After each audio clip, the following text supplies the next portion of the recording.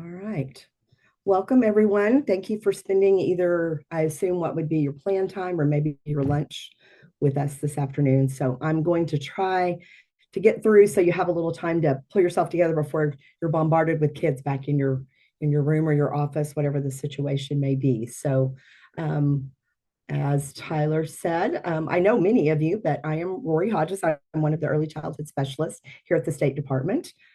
Just passed my second anniversary here. So before that, I was a classroom teacher for about 15 years, pre-K and third grade. Went from one end of the early childhood spectrum to the other. So pre-K is probably where my heart is at, but I loved third grade just as well. So we are here today to talk a little bit about oral language. I know that is one of the data points that you guys are tracking for your CLSD grant. So we're going to talk a little bit about that. So we're going to start off with a fun little trivia quiz. So just drop the letter of whatever you think the answer is in the chat. So here's our first one. At what age do children's brains experience the most rapid growth in language development? What do you think? All right, I got a B coming in. Don't be shy, my friends. Don't be shy. All right, we got a B and an A or B. Okay. All right. If you said B, you are correct. Those preschool years are just a very critical window for developing really everything. It's a critical year for development, and it's a critical time period for intervention when you have kids who are struggling with things as well. So, all right. Number two, what percentage of a young child's vocabulary comes from daily conversations and read alouds? What do you think on this one?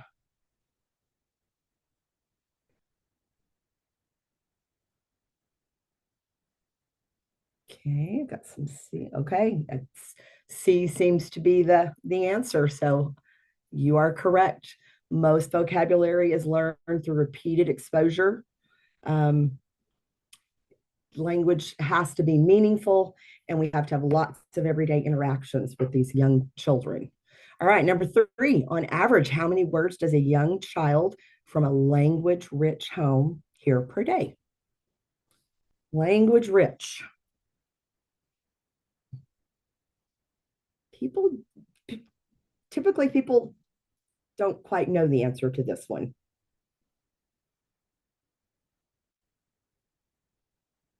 Okay, I've got B, I've got C, got a D. Okay, the answer is C. Typically, children in language rich homes might hear up to 15,000 words a day, which is exactly what they need to develop those oral language skills. Okay, number four, what's the best predictor of reading success in kindergarten? And if you're like me, when I first looked at this, I was like, I really want an E because I really feel like it's the combination of those things. I mean, I definitely think all of them are important. All right. This feels like a trick, Carrie. No tricks, just treats. See, Jatina says all of the above. Nope, there's no trick. It is what it is. All right. I've got a lot of D's, a C, but yes, it is that oral vocabulary size. Even if all those other things are good, if they don't have a large um, vocabulary or an appropriate sized vocabulary, um, that is a huge predictor of their kindergarten success. So, all right, one more. Which of the following is most effective in building those oral language skills? We've got interactive conversations with adults, watching educational videos, flashcards, listening to music. All right, if you put C, I'm going to have to come visit you. Even though we all love flashcards. Now, nobody put C, just, okay, wait, you could put C, then I'll have to come visit you. You could do that. No, I'm kidding. All right. Yes, it is those interactive conversations with adults, those preschool years. I'm telling you guys, that's the critical window. You see it with your own children and you see it with your students. So, all right, let's get going. So here are our session objectives for today. We just hope, my hope is that by the end of the session, you'll understand how important oral language development is for early childhood. You'll get some practical strategies to build and support a language rich environment, and hopefully have a few strategies to increase your student talk time in your classroom. That's what we're going to be working toward today. If I can control my cursor, goodness. All right, so let's talk about why oral language is important. Well, it's kind of like if you're building a house, if you don't have a good foundation, nothing else is going to be too terrific after that. Your house is probably going to fall to pieces. Well, for young children, oral language is the foundation for every bit of literacy success after that. Literacy success, cognitive development, social emotional growth, every single bit of it. Oral language lays the groundwork for it. So it is the beginning of reading, writing, thinking, connecting, problem solving success. It is literally how young children make sense of the world, how they express their needs, how they build relationships, and then ultimately how they learn to read and write. So those conversations that we have with young children, starting from infancy and up, that absolutely lays the groundwork for future learning. It's not just part of learning, it's literally the starting point. And I forgot to mention, I know Tyler sent out an email. So if you printed it off, you can follow along. You can jot down a few notes if you want to in the note catcher. And there's also some things at the end of that packet that we'll be using as well. So, okay, so that foundation of literacy and learning, this is why oral language is a predictor of reading comprehension and academic success. Obviously, before children read or write, guess what? They got to learn to talk and listen. And what we say and how we say it matters in a huge amount, whether you're talking about a parent to child, a grandparent to child, teacher to child, or any kind of educator to child. I thought this was interesting. The first overarching ELA strand for every single grade level in our Oklahoma academic standards, it's listening and speaking from pre-K through 12th grade. So even though the objectives, whoops, I'm sorry, I didn't click it. Even though the objectives that we teach are different in those grade levels, the end goal is exactly the same, whether it's a 3-year-old, a 4-year-old, or an 18-year-old. Students have to learn how to listen and speak effectively in a variety of situations to be successful in life. Okay, so here's just a very quick look at how oral language develops in the brain. A lot of these terms or names of these places, the parts of the brain you're probably familiar with if you've been through the letters training. So the Broca's area, that's where the speech production and articulation comes from. Wernicke's area, we've got language comprehension, auditory cortex, exactly like you would think. Auditory, that's sounds of speech. Motor cortex, that's what coordinates all the muscles. Think about it's amazing when you think about all the things that a young child needs to be able to do in order to produce speech. And that's just one of them. They've got to have the muscle coordination to actually make the speech sounds. And then the angular gyrus and arcuate fasciculus. Oh my goodness. That's where the Broca's and Wernicke's areas connect, and that's where the communication comes in. So a lot of those, again, a lot of those same parts that we talked about through letters training as well. All right, let's talk about the developmental path for kids and how that happens. Language obviously develops in a predictable pattern, but every child has their own pace. So we're going to kind of look at each stage so we understand where they're at and how to meet them where they're at to help them grow from there. So I need a little feedback on this. So feel free, rather than typing in you can type in the chat, but I would love if you would just unmute and just share with me, what do you think is happening with the child in this pre-linguistic stage? So this would be from birth to 12 months. What are you seeing in a child of this age? What would be typical? And feel free to type in the chat if you don't want to unmute. But I'd also love to hear your voices. They're just learning to talk and learning to babble sounds. They're not really necessarily doing words. Okay. All right. Anybody else? Thank you, Rebecca. All right. So she said we've got cooing, crying, laughing, lots of babbling. The babbling comes out in a consonant vowel type sound, and lots of gestures and eye contact from whoever's communicating with them. And then they eventually will start doing that back. So these are suggested supports for this age. Talk often, all the time. I know most of you, hopefully all of you will agree with me when you see young children out and about with families these days, you see typically a child with a screen in their hand while mom and dad are doing something else. Um, and often there's little to no conversation.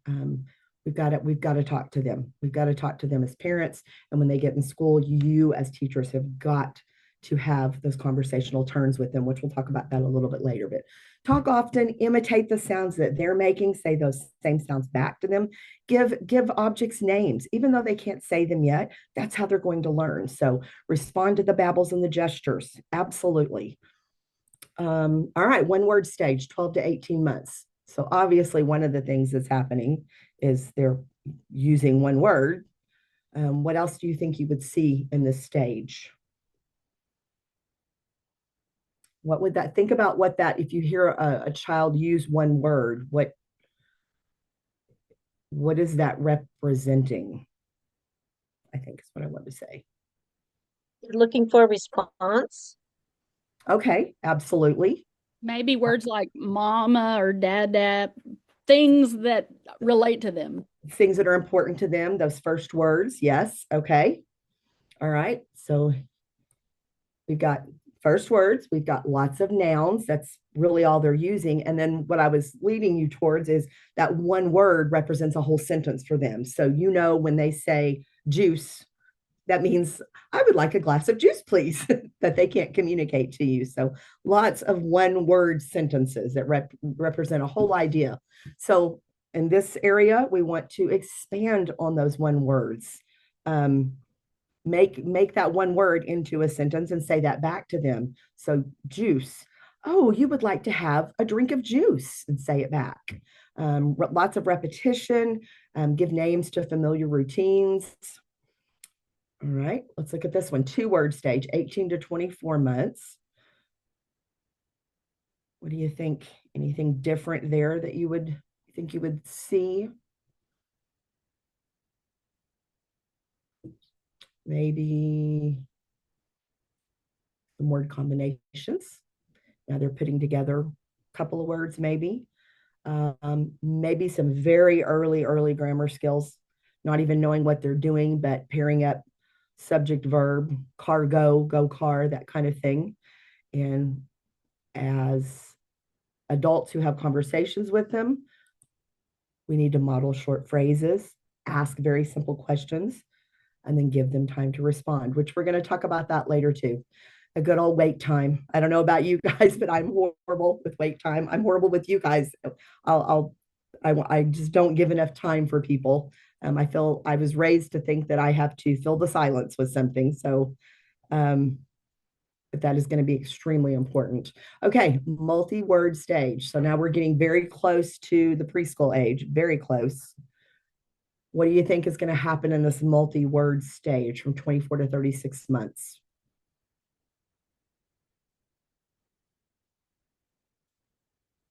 Both of mine started and never stopped. Amen.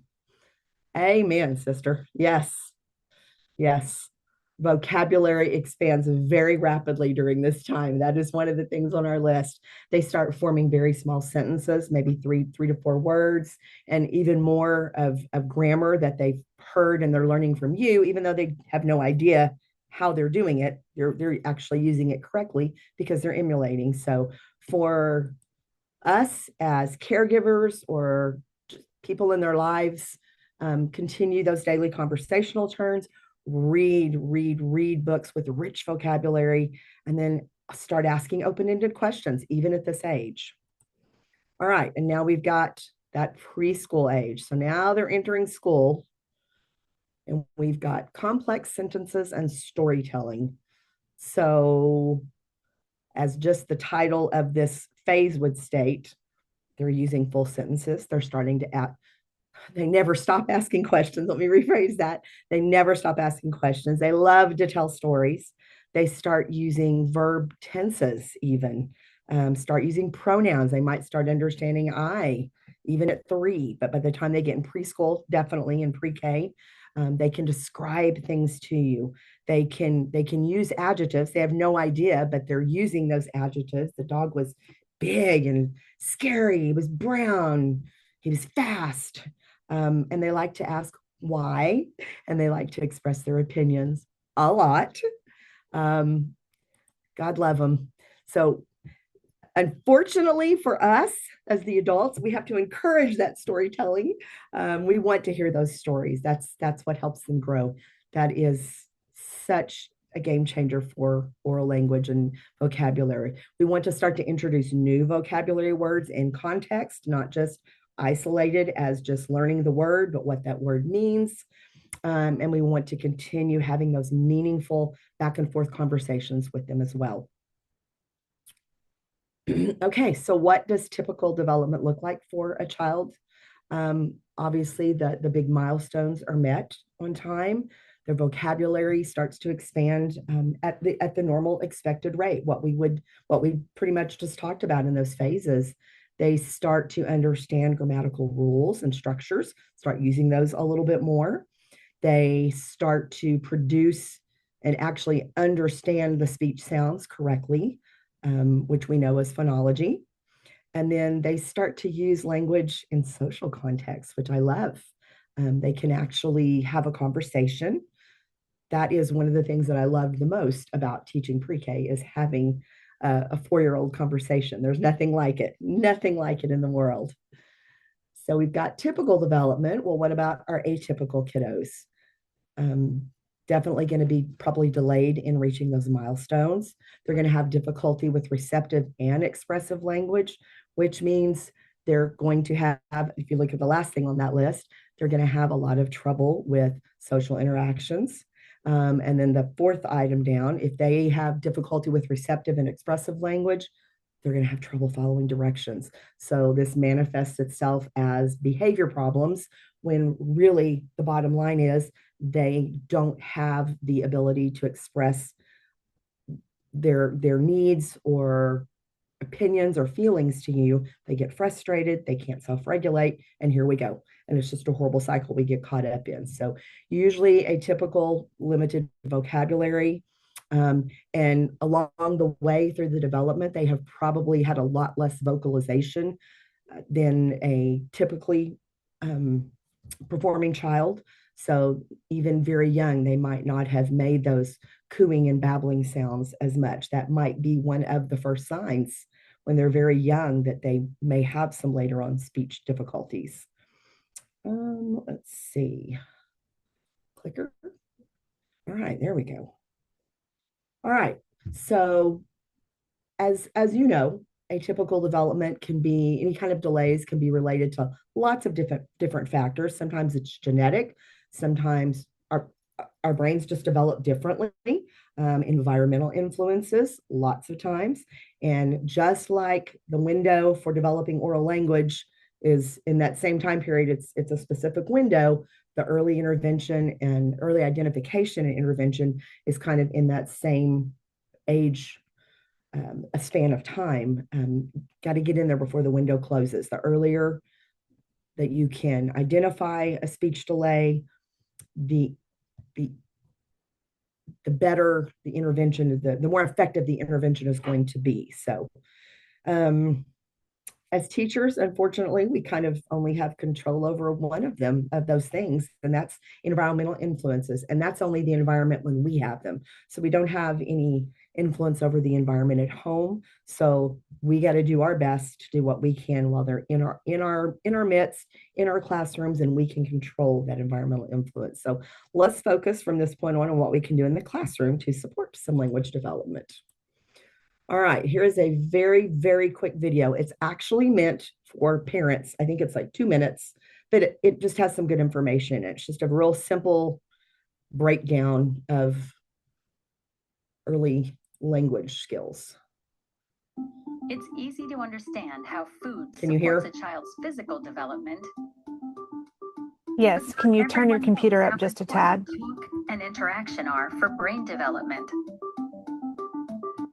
A baby's brain is unfinished at birth.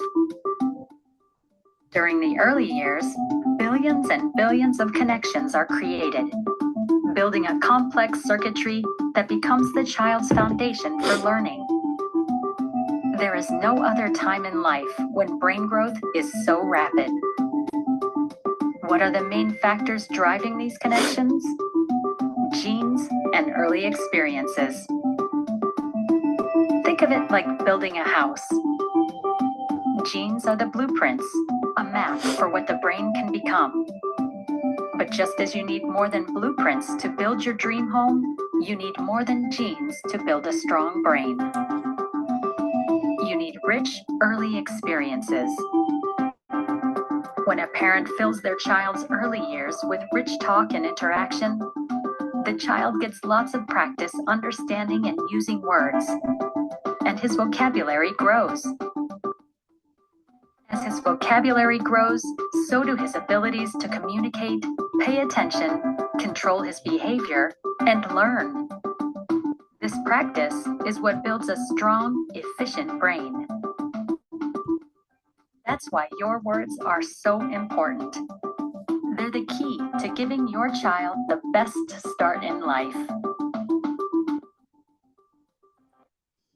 So I think in watching that video, you could replace parent with teacher every place, and you could replace your child with your student, and it applies exactly the same.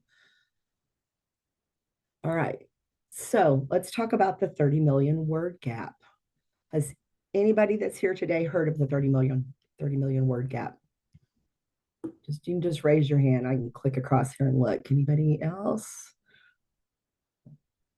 Just my Tyler? Nope, I got some no's. Okay.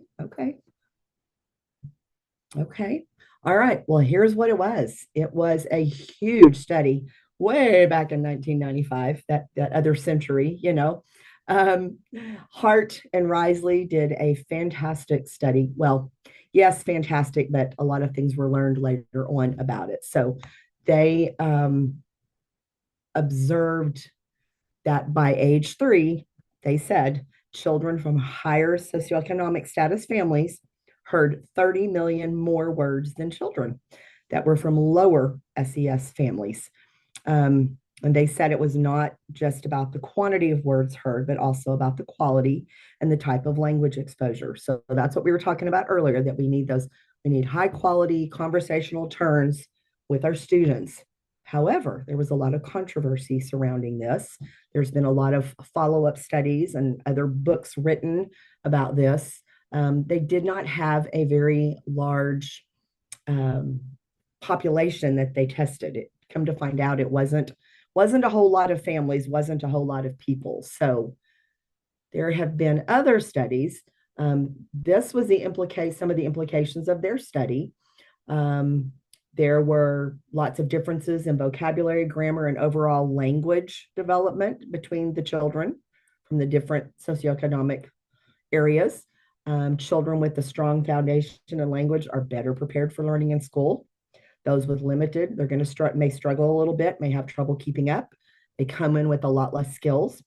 And then the 30 million word gap can actually make the already existing socioeconomic issues even worse, creates even more of a disadvantage for those low income families. But again, there was some controversy. The newer research shows that the gap is probably closer to 4 million, which I feel like that's potato. If there's one child that's suffering because of that, I feel like it's important. So 30 million to 4 million, I understand the difference there, but I still think 4 million is definitely an eye opener. So, and more importantly, the newer research showed that the gap exists no matter what the socioeconomic status is. And there's that call that I did not want to come through. Sorry. So it doesn't matter about socioeconomic status after all. It's just the children, the gap is there between children who are more often engaged than those who are not. So bottom line is right there at the bottom, no matter the size, the word gap is important because it has lasting effects on their learning. All right. So let's talk about what a conversational turn is. A conversational turn occurs when an adult speaks and a child responds or follows, or vice versa, with no more than 5 seconds in between. And any kind of a sound, so it could be a baby's babble response, a coo to what somebody says, that is considered a conversational turn. Those conversational turns are what builds those neural pathways. That's what starts the language development. And again, it's not just the words, it's also the actual interaction with the child. I love Lena. I follow a lot of Lena's research. If you're not familiar, Lena stands for Language Environment Analysis. They have a report called Inside Early Talk. Think about this, think about your classroom for a moment. They recommend 40 conversational turns per hour. So if you've got a classroom full of 25 kids, that's a lot of talking going on, but that's what we want. I don't know that that is doable in a classroom. That might be in a very small setting, maybe a childcare setting, certainly with a parent one-on-one at home, but that's kind of the goal. So you want to have quality interaction. The child wants to know that you're responding. That's a big deal.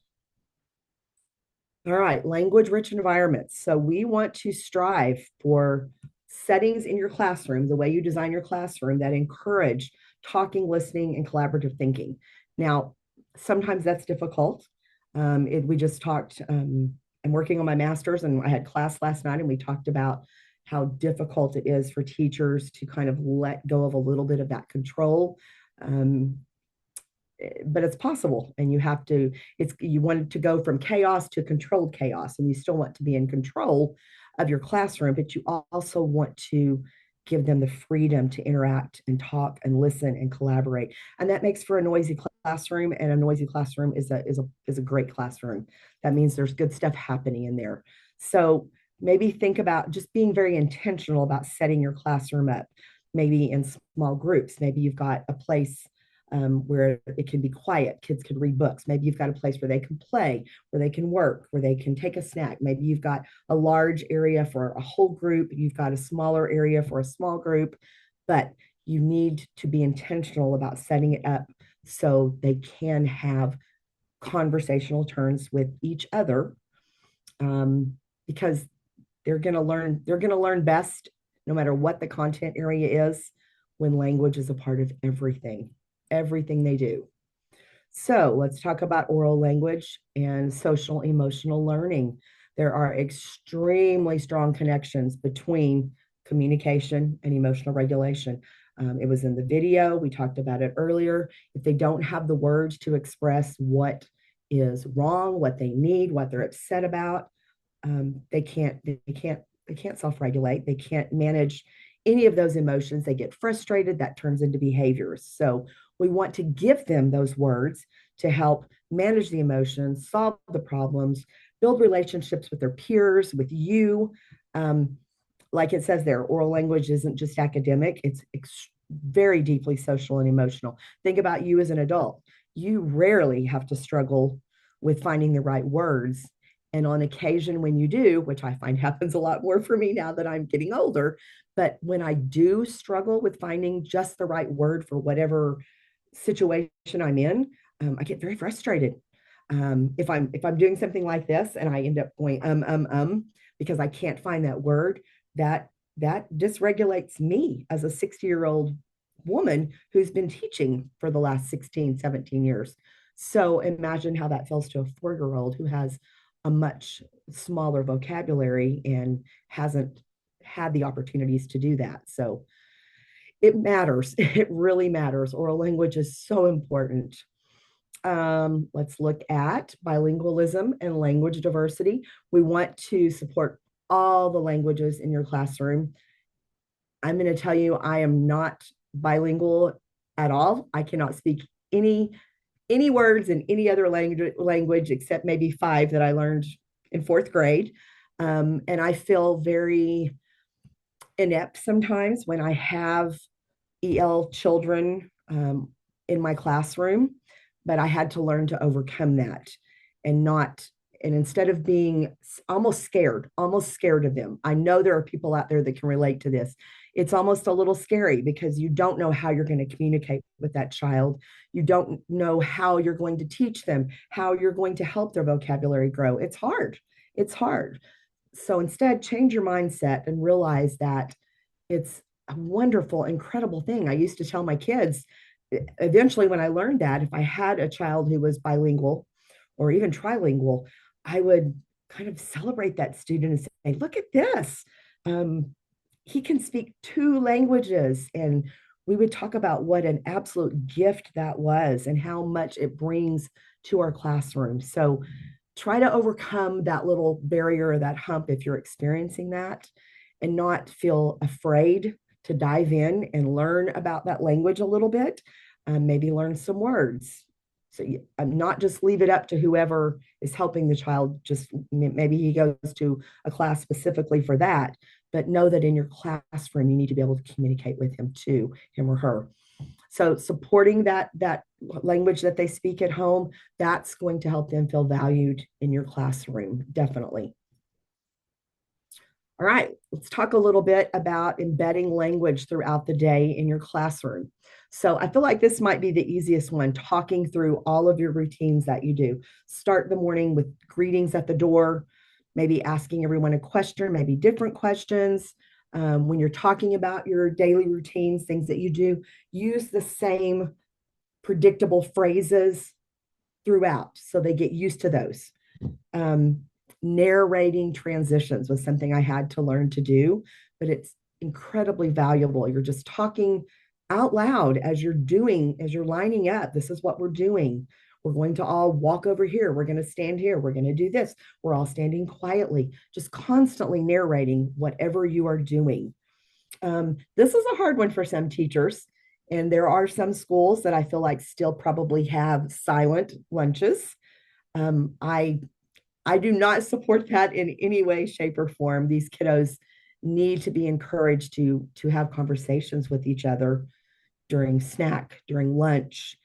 Do we want it to be somewhat controlled? Absolutely. And we can set boundaries and guidelines for that and start training them very young that this is how we behave when we're in the cafeteria. We can speak to the people right around us, and we can use an inside voice or a partner voice, whatever levels your school talks about. But I say encourage that. We look at us. What do teachers love to do more than anything? You've got a PD day. What do you start talking about first thing when you get there that morning? Somebody tell me. Where are you going for lunch? Where are we going for lunch? Absolutely. You get there at 7:45, you got a long day of PD, and immediately you're at the table going, where are we going for lunch? And when you get to lunch, you talk all the way through it. You don't just imagine how uncomfortable to sit and eat a meal just staring at people. Okay, why do that to a 4-year-old or a 5-year-old or a 10-year-old or a 15-year-old? Encourage those conversations. Model, model, model. I will say that over and over again. Model that rich vocabulary. They're going to emulate you. They're going to learn those words from you and how you use them in proper context. It's that they're going to get a lot of their vocabulary from you in the classroom, probably more from you than they do from mom and dad at home because they probably spend more time with you. Using movement commands with rich language, lots of behavior systems have little gestures that you can do. I used to have a teacher, and I don't know what this was from, but this was stand up and this was sit down, and she would still use the words, but as they got used to it, if we were in a situation where maybe they couldn't hear, she would just have to do the sign and they would understand what that meant. But using those movements, when I would teach a difficult concept, I typically would turn it into some kind of a movement activity, which would help them remember it and retain it much better. So and then of course using positional and descriptive language during cleanup. It's something really fun to do, and tell them exactly what you want them to do with those positional words. I need you to take this block to the blue shelf and put it in the purple basket. Maybe not that many commands, but you get the idea. So just narrating those everyday tasks that builds up vocabulary. And of course, this list is not all encompassing, just everything that you can think of. Talk your way through that during the day. Read alouds with lots of rich discussion. I don't know about you guys. Read alouds were my favorite part of teaching, whether it was pre-K or third grade. Different books sometimes. My third graders loved the picture books just as much, but they loved reading the long chapter books, the big stories. But I also discovered that my pre-K kiddos by the second semester could also enjoy a book with no pictures. They thought that was really cool. But there was just a few throughout, but it was a big kid book. And we talked about chapters, and we would read a little bit and then wait till the next day to hear another part. And they loved that. Discuss the books as you're going through. I know you guys hear this in probably every PD that you go to for literacy.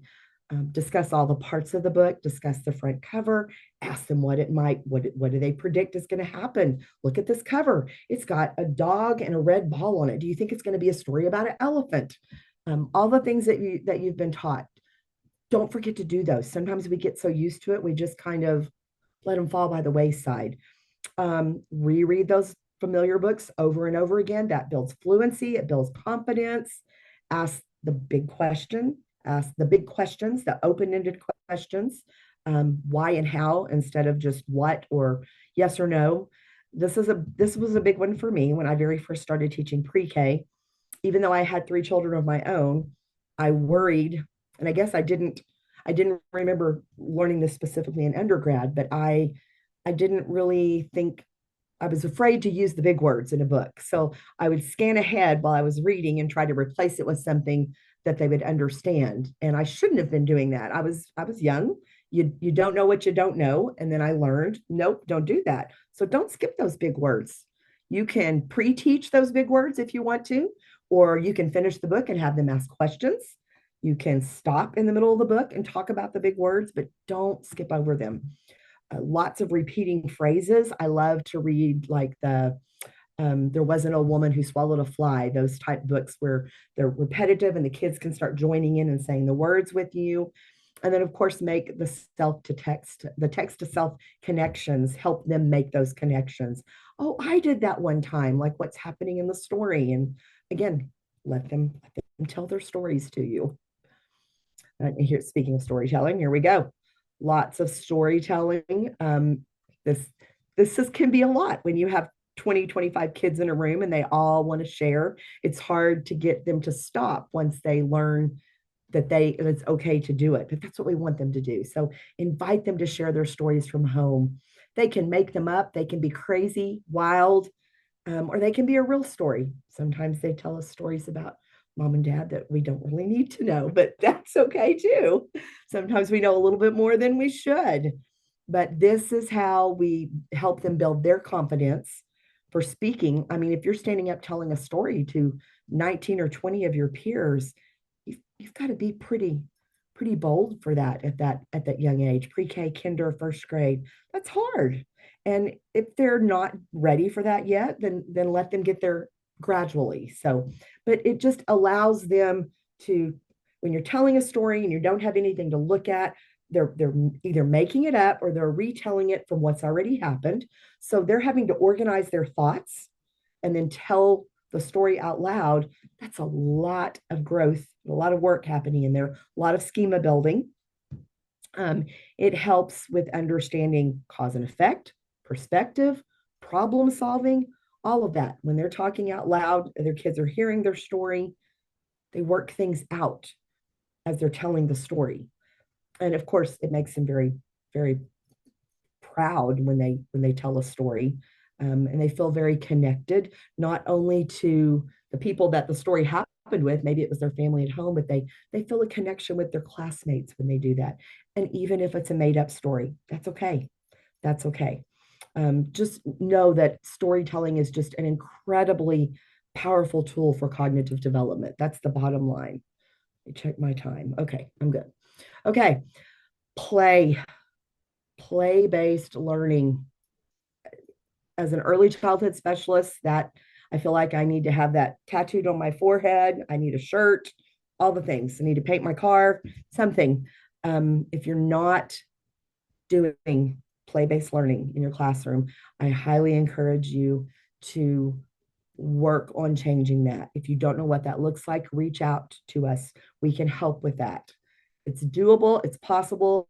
Yes, it can be a big change if you've not been doing that, but learning through play is it changes everything in a classroom, even for older kids. So as far as oral language is concerned, play is what sparks really big conversations. So that's how the students are going to learn to have those conversational turns with each other and learn that this is how back and forth dialogue works. I speak, I wait, I let you respond, then I speak again. They have to learn how to do that. That's why so many young kids interrupt. They don't really understand that they're interrupting. They have not yet learned what a conversational turn is. So when they're learning through play, they get exposure to new words and concepts. When you have a theme going on, maybe it's farm week in your classroom. So they're going to learn all of the words related to a farm theme that maybe they didn't know before. They're going to learn about sequencing, storytelling, descriptive language. And again, there it is. They're going to learn to take turns, listen, respond, and negotiate. That's what they don't know how to do when they first come into school. Not always, especially if it's maybe an only child, hasn't had the chance to have those conversational turns. Maybe it's a child who has never been to daycare, maybe has never been to Sunday school, so they've not had any little to no exposure to any children in their life. And now they're in a room with 20 others and they need to know how to talk with those children. Children, they don't know. They don't know how to talk with you. They don't know what a conversational turn is. They're going to spend all day trying to get your attention and everyone else's attention because that's what they're used to. So we have to teach them how to do that. As we mentioned before, repeated language helps really grow the vocabulary. It kind of solidifies it in their schema. And then, of course, when you join in the conversation, if you happen by a center where they're working on something and you join in the conversation, that's a whole other level. You can use even bigger words and throw something out to them that they've not heard before. So play is literally just the perfect vehicle for language development. That's the bottom line. It's fun to use lots of props, puppets, and visuals for things. If you have a child who is struggling, maybe it's a very shy child, maybe it's a child with a limited vocabulary, lots of visuals, props, and puppets can help that child kind of break through that sometimes. Maybe they will talk to the puppet, but they won't talk to you or won't talk to other children. So, and of course, a lot of us use visual schedules and things for children with learning disabilities, but what we sometimes forget is, especially for our younger students, visuals help everyone in the classroom with recall and retelling. Anything you can use a visual with is going to build their vocabulary, increase their oral language skills, and build their schema. So think about using that if you're not using a lot of visuals right now. Lots of themed props in centers for whatever your theme is for the week can, again, expose children to very specific terms for that specific topic. For dual language learners, that visuals kind of bridge the gap between an abstract thought and then really understanding what the word means. So if you have an actual visual of whatever word or concept you're trying to teach them, just having that. Okay, I don't know the word for truck, but here's a truck.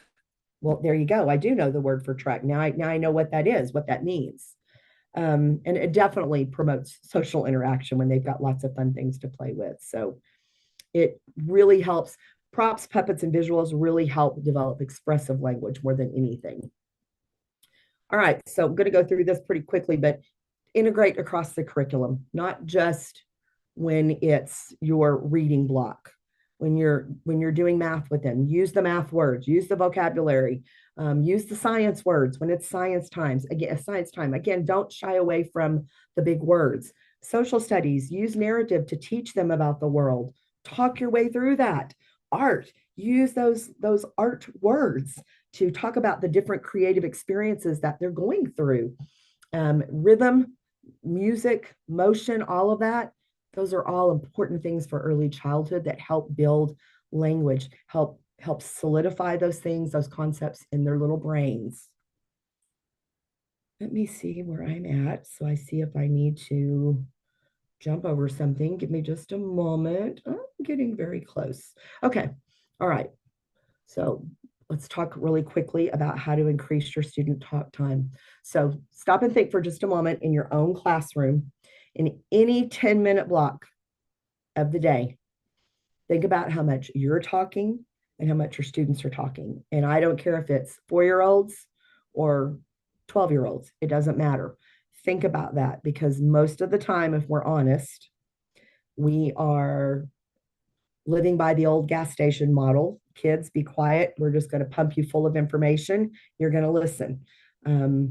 We want to try to shift the balance of that talk to where we're at least talking equally, or even better, they're talking more than we are. So a lot of times it's easy to get caught up in lecture mode. If you're someone that's close to my age, that's how you were raised, that's how you learned. That was the way we were taught.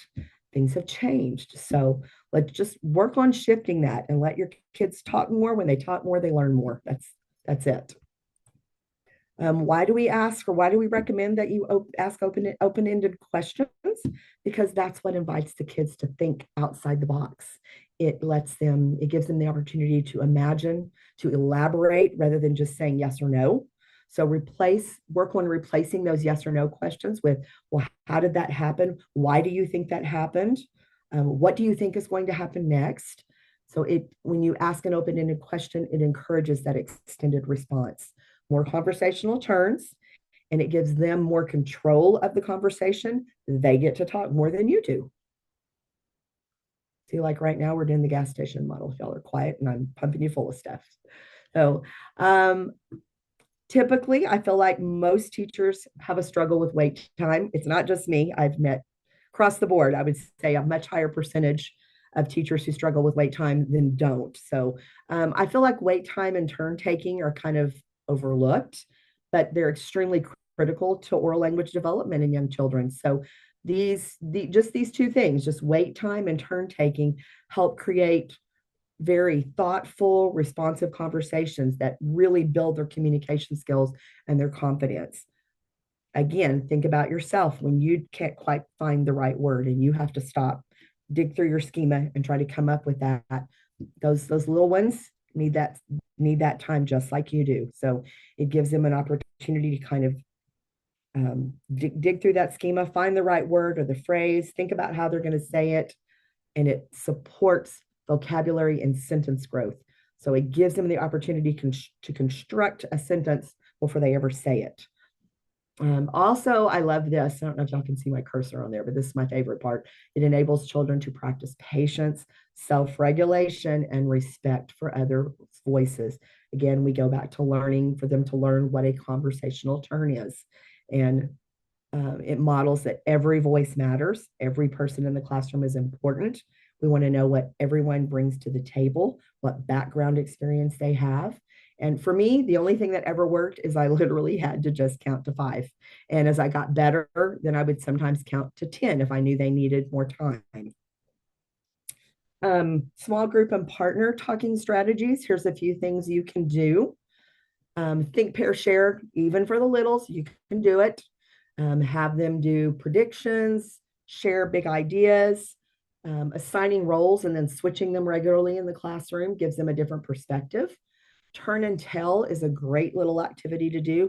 You could do that daily if you have some kind of a small group activity or a time. Give them a prompt, and every day turn and tell your partner what your favorite color is. Turn and tell your partner what you did last night. Depending on your age level, it might just be the color, because you might be dealing with 4-year-olds. Tell them your favorite color and why it's your favorite color. Encourage them to play in small groups for dramatic play. Just start their own little activity. Model. There it is. Scaffold. Pull back when you need to. Math chats, small group literacy, Walk and talk was one of my kids' favorites, even my pre-K. I would give them a prompt or a subject, a topic. We would head out to recess. I would have a timer and they had to spend 3 minutes just walking the perimeter of the playground and talking about whatever I had prompted them with. And they loved that. They loved that. They would ask for it. What are we going to talk about today? And then I would blow my whistle and it was go play. But they loved walking and talking. I thought it was going to be something horrible that I forced them to do. And it was something they actually really looked forward to. So, oh, come on, cursor. Where'd you go? All right, use your circle time or your small group time or your whole group time, whatever you call it. If it's very young kids, pre-K kinder, you're probably still having a circle time, maybe even in first grade. Use that as a conversation hub. Definitely think about using a question of the day. Let them share news from home or stories. Just set a limit. Have a popcorn word each day. That's something that I used to do. It was simply a Dollar Tree popcorn bucket. I bought the die cut popcorn shapes. You could also just cut them out of paper. At that time, we were, and I don't know if you're still at your districts or schools if you're teaching sight words, but we were. That was a really big push back then. So each popcorn piece had a sight word on it.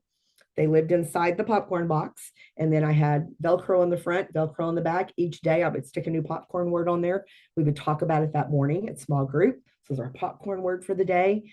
And sometimes I would make it, as I'm going to show you in just a minute, sometimes I would make it a themed word. So if we were talking about farm, it might be agriculture, or if it were dinosaur week, it might be paleontologist. And throughout the day, I would just randomly, whatever we were doing, I would just stop and go, popcorn word. And everybody would turn, find the popcorn word, shout it out. And then I'd pick one person. Do you remember what it means or how we use it? That was really a lot of fun. So maybe think about a mini show and tell, do lots of songs with chants and motions, give them story starters. A great story starter is what's in the bag. Put something in the bag. It's kind of a mystery game. You pull it out, tell us a story about it. The one at the bottom that is highlighted, I want to share with you really quickly, because I know we're running out of time. I thought I wasn't going to talk this much. I'm so sorry. You have a sample of that in the packet that I sent you. You could, I'm see if I can make this work. You could use this in your classroom. I used to put it up on a, oops, there we go. I used to put it up just on a large easel page, post-it, the sticky pages, whatever you want to call them. So I would tell them we have a secret word that has something to do with our unit.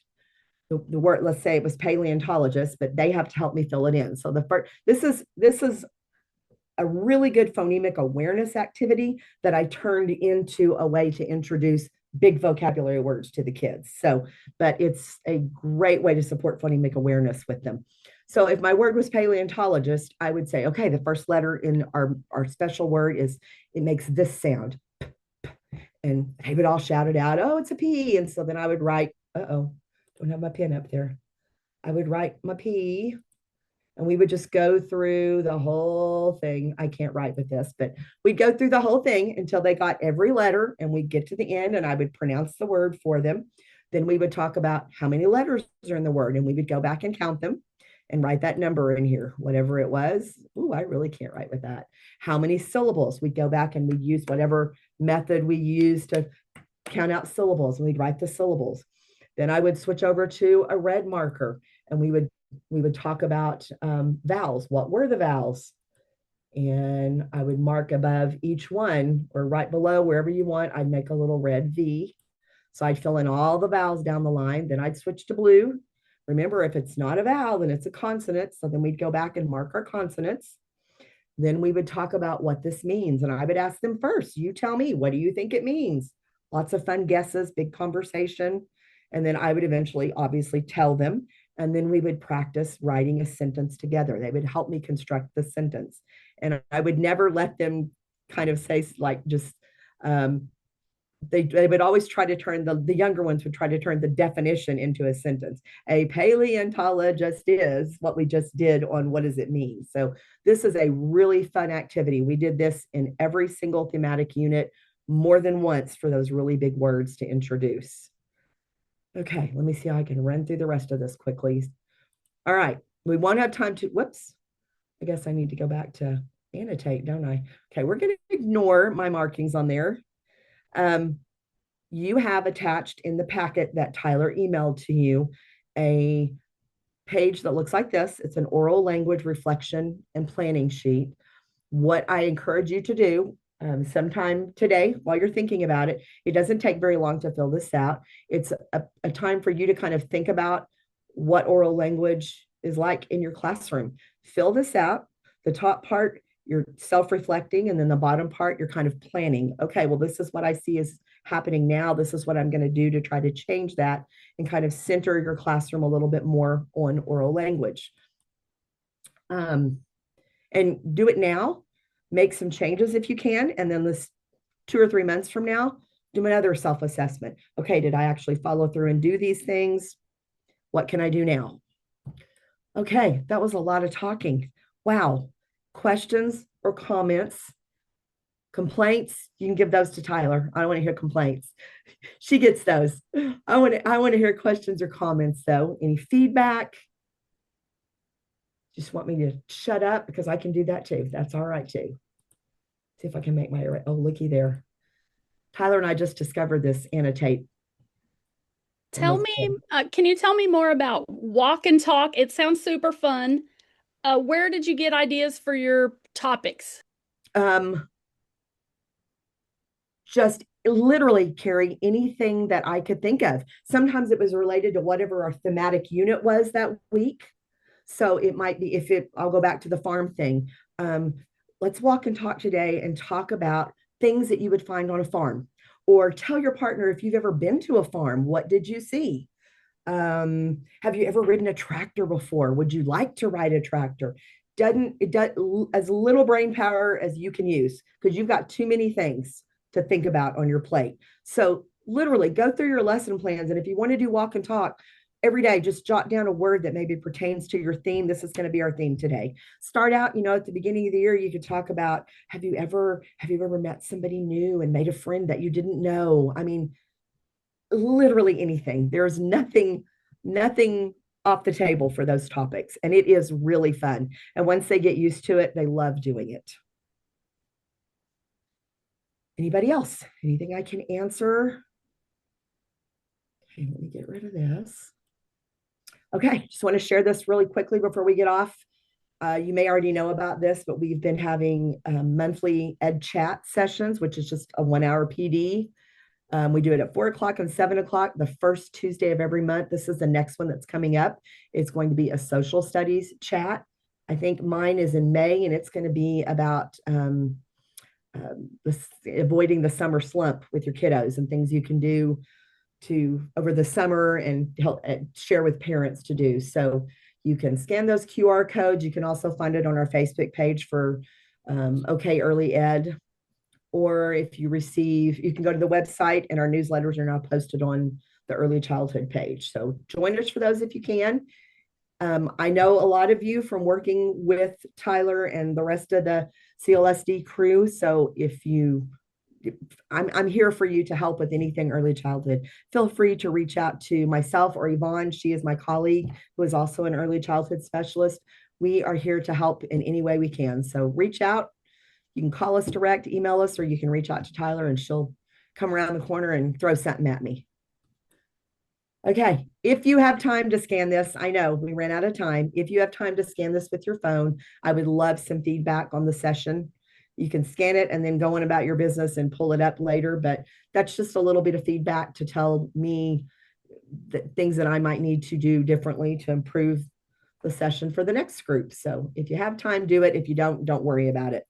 Not a big deal, because I really filled up this time with lots of talking. So I hope you take away something that you can use in your classroom, something new that you can implement. And I'm here if you need me. Thank you guys for joining us today. It's 1 o'clock on the dot. Wow. Thank you so much, Rory. I was going to try to get you guys out early, but that didn't pan out, did it?